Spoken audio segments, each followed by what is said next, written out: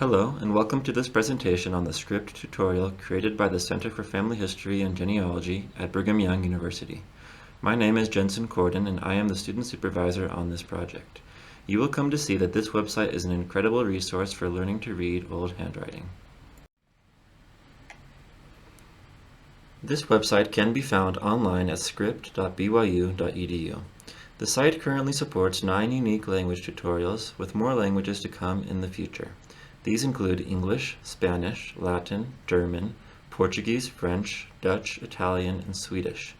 Each of these language sections include a category called Techniques and Tools, which encompass suggestions, abbreviations, numbers, name lists, and even glossaries, all useful for reading old handwriting. You are also able to study old alphabet charts for that language. Once you finish learning all of the necessary context, there are sections for browsing relevant documents by record type and century, such as civil registers and Catholic parish records. Lastly, the English and Spanish tutorials are unique because they have special interactive exercises to help you practice what you have learned. I will now show you some of the highlights that the script site has to offer.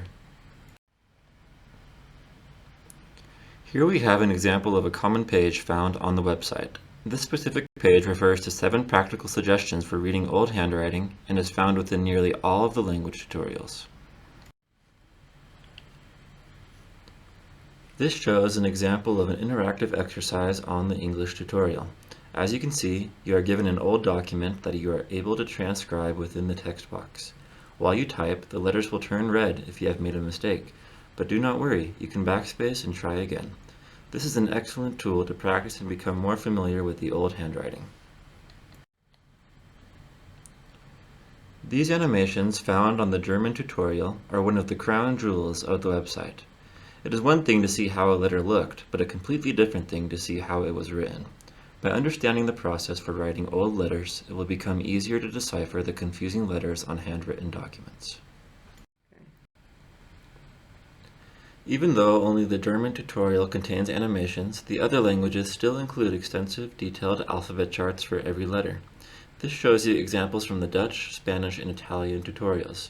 As you can see, the handwriting can change depending on the language and time period. Spanish, for example, has evolved greatly since the 1600s and will look much different in the older records than the more recent records.